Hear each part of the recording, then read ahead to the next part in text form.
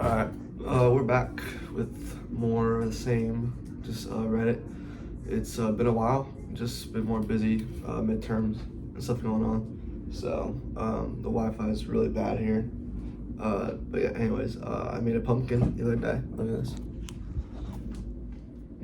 It's pretty cool, pretty cool. Okay, yeah, so just been chilling. Anyways, let's get to the first story. This one is from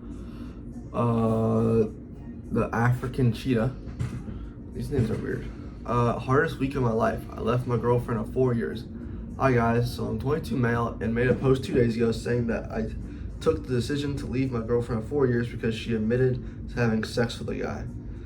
Okay, background, met her my first year of uni, beautiful girl, made my world go crazy, nice, we fell in love, her parents took me into their care, that my parents live abroad. We basically lived together for 3 years. I eventually got my apartment and she would stay a couple of months with me. The relationship was basically too perfect, rarely argued, always went on beautiful dates, and I made her discover the place where I grew up, Hong Kong, and discover most of Asia and Europe with her. Everything was so perfect. When my friends ask me how I was being in a relationship so long, I always say, she's the best thing that has ever happened to me. I always cared about her. I couldn't wait to call her to hear her voice. She lit up my life. She was basically the reason I was happy with my life. I gave her everything I had. Basically, she had to do an exchange semester from September to January. I told her to go to Shanghai, knowing China. I knew she would have a good time. Uni was hard for her here. It pained me to tell her to go, but I wanted what was best for her. She left last month, and 2 weeks ago I realized she wasn't texting or calling me as much, and she was always going out to nightclubs with her friend group.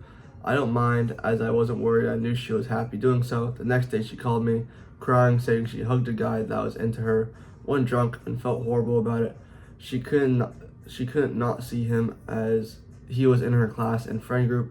She just told me that she wouldn't talk to him and didn't care about that guy, and that she loved me. I did everything I could to try and fix this, called her a bit more every day, even 1 minute from time to time to check in and see how she was doing. Oh, it's a long story, oh my god. Oh, it's a lot. Okay. Then about a week ago, she called and said she kissed this same guy and felt horrible about it again. I was meant to go see her in 3 days. I felt something was off, and I was suffering so much I couldn't understand how she could have done that. And 3 days ago, she admitted, by me knowing something was up, that she had sex with him that same night. I ended it there, fell to the ground, and cried like someone announced to me that she had just died. I was so shocked, still am. I called her parents. I went to get my stuff and drop her stuff off an hour later. They were both crying and took me in their arms. As soon as I went to her room, I collapsed and cried so damn much. It's where everything started, where I had my first time with her, where we spent hundreds of nights hugging and love, all for it to finish in this way. It's been 48 hours since I've talked to her. She hasn't even messaged or tried calling me. I felt like she wanted me to end it. I don't get it. How can someone change so much in a month? I knew her better than I knew myself. I knew something was off the day that she was about to announce she cheated. I knew her too well for me to accept for this to happen. I'm so lost everything. Yeah, she's saying how sad it is. So, first of all, I'm very sorry to hear that this relationship ended like this. That really, really sucks, especially since she cheated on you. Seemed like you guys had a really healthy relationship, and obviously it's gonna be hard to move on, but obviously it's necessary. But to me, this girl, you just sound like you dodged a bullet here. As soon as you guys had some time apart, like a month later, she cheated on you. That's crazy. That's just immature person on her part. Like, this is not your fault at all. Like, she's just a terrible person for cheating on you literally like 1 month after she moved out. Like, that's her problem. It's just immaturity on her. It's just not knowing how to live the party lifestyle while being in a relationship, which is kind of what I do. I have a girlfriend, and I still go out and party, go to nightclubs, kind of nightclubs. I go to the bars and stuff, and I don't do anything like that. It's just immaturity on her part, and it's just what happens when you first go out partying. It's such a new environment that, of course, you do this. Obviously, you're in the right to leave her. But for you, how to move on, it seems like you put all your eggs into this girl. Like, this girl is your world, and it seems like she kind of influenced your life so much. Obviously, since it's been 4 years, you've grown so attached. But now you just gotta focus on yourself for a little bit. You can't really just keep moving on to the next girl for, I'd say, probably a year. I wouldn't focus on relationships for the next year. In all honesty, just try and get over this girl. Before working yourself, go to the gym, get a good diet, try and improve yourself, because maybe there was faults in the relationship that wasn't listed on here that caused her to cheat. I don't know what it'd be, but try and focus yourself, try and improve all aspects of your life outside of being in a relationship. Make her regret this cheating. Like, make this the worst decision of her life, even though sounds like does she regret it? I don't know. She says that she hasn't even messaged or tried to call me since the 48 hours that you guys broke up. It sounds like, she's for the streets, honestly. She went from maybe like a really good person to just down in the dumb streets by cheating and just doesn't even seem she regrets it. It's people can change. People can change really fast in like a different environment with new sort of people, especially with the new sort of people she hangs around. They can be bad influences, influencing her to cheat. Because maybe if she was with a better group of people, she would have done that. But it's just with the group of people she fell with, especially with guy friends, going out to the bars and drinking like that. That's probably a pretty likely scenario that would have happened if you have friends who are guys. You go out and drink. Obviously, guys struggle to have just friends who are girls, because they obviously try and slide in whenever they can. So yeah, you just gotta work on yourself. It sounds like this really broke your heart. You gotta use that as motivation, pretty much. I mean, I hate saying that thing. Oh, you gotta use this heartbreak as motivation, but I mean, honestly, that's what you gotta do. You just gotta work on yourself for like one whole year of just ghost mode, just working as hard as you can on yourself, try and get over this relationship, make new friends, meet new people, go out, socialize, work on yourself, go to the gym, focus on all aspects of your life, so you'll come out of this a way better person. So that's what I would do. I'm really sorry to hear this happened to you, Mr. The African Cheetah. I hope everything goes well for you. This was 6 hours ago, so it still seems like very new. But let's go to the next story. Okay, so this one is from Top Schedule 7328. How do you deal with the regret of choosing a job out of fear? Now, I don't really work corporate jobs. I'm still 19. I work in an antique store 1 day a week.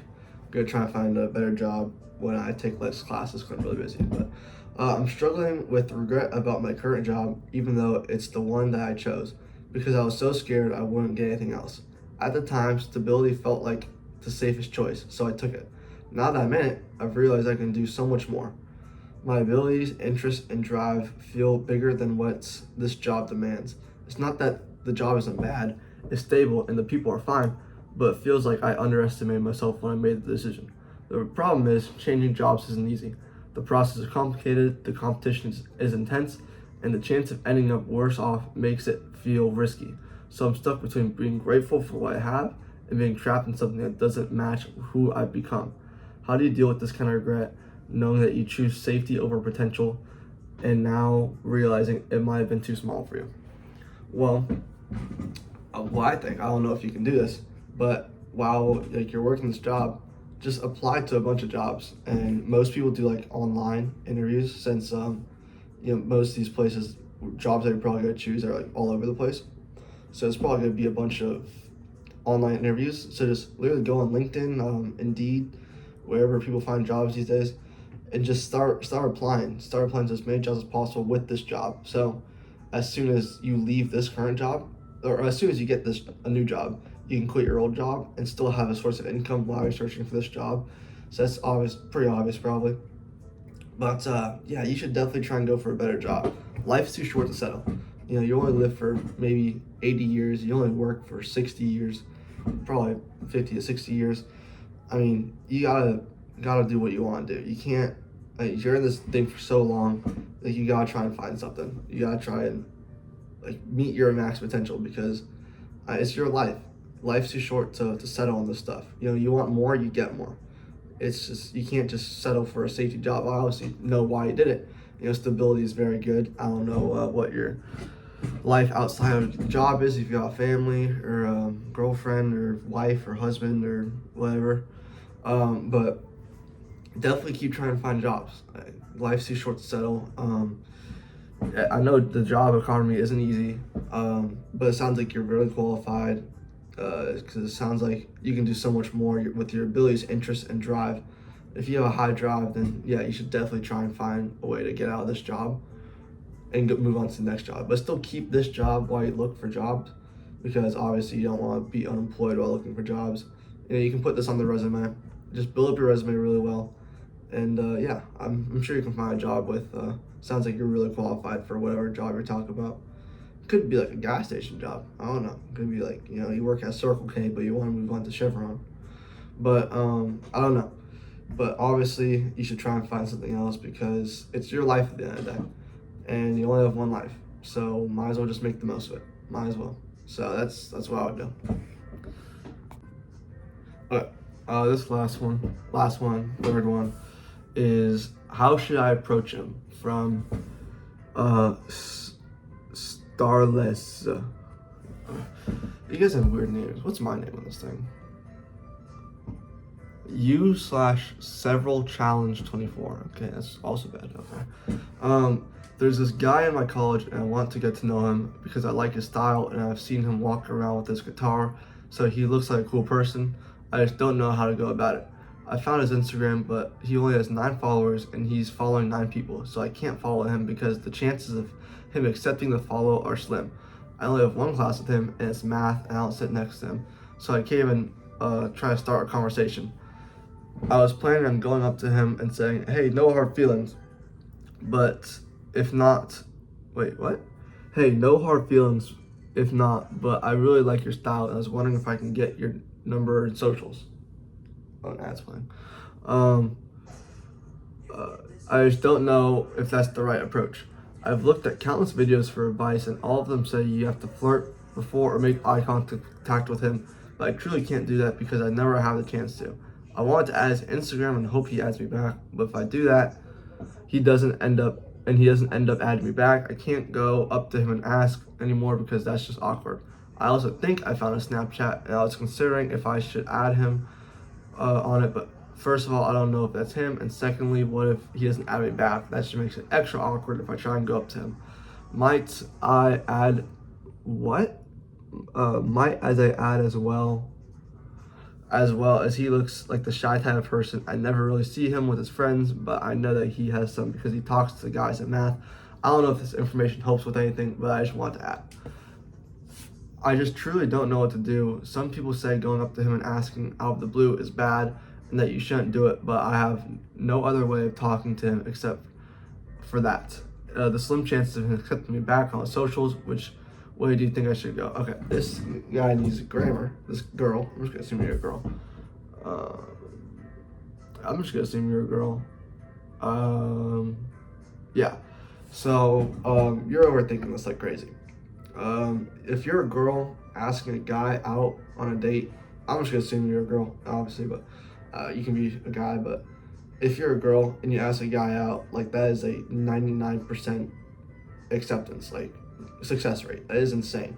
I've never seen that in my life. But yeah, you overthink. You just gotta go up to him and just say, "Hey, I saw you at the guitar. You look really cool. What's your name?" Literally, that's it. Like, it's as easy as that. I know it takes a lot of courage to go up and talk to someone, but if you do it, like, it's gonna work. Yeah, literally just be like, "Hey, I saw you with this guitar. You look really cool. Do you play guitar?" And just make him talk about well, obviously he plays guitar, but it's like, how long have you been playing guitar? Make him talk about his guitar. Make him do like 85% of the talking about his guitar. But don't like just randomly add him on Instagram or Snapchat. That's just weird. You gotta ask him in person. Like, that's just the most effective, easy, and just basically foolproof method. Like, if you go up and talk to Mr. Guitar Man, it's gonna be like a 98% chance of working, because girls never approach guys these days, and well, guys don't approach girls these days either. But yeah, that's the number one way advice that I would give you is literally just walk up and talk to him. You're overthinking it. Overthinking kills your game. Like, you just gotta say the first thing that's on your mind. It could be like the dumbest thing of all time what you say, but the hardest part is walking up and saying hi. Is saying the first thing. That is the hardest part about going up and talking to someone. So that is the best way. I don't know why people are saying asking them out of the blue is bad. That's a good thing. You should ask him out. You should just be like, you talk about his guitar. Maybe he's been playing for like 10 years. He's like, well, cool. You seem really cool. Do you want to go out and get dinner sometime? Get to know you a little more? Bang, easy. And he's like, yeah, sure. It's like, cool. I'll get your Instagram. So now you don't have to worry about quick adding him on Snapchat or Instagram because you can just ask for it, then he gives it to you. So, and this is college. You're probably never gonna see this guy again after this semester.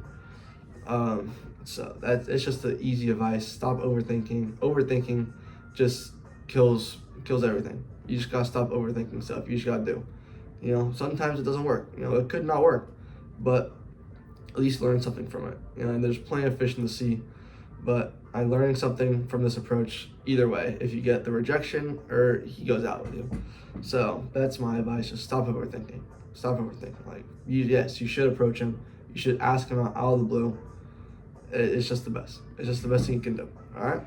So, yeah, I wish there was an update. Was there an update? No, there's not an update on this. But anyways, that's the video. This was a pretty terrible video, to be honest. I was just all over the place. I was struggling to read.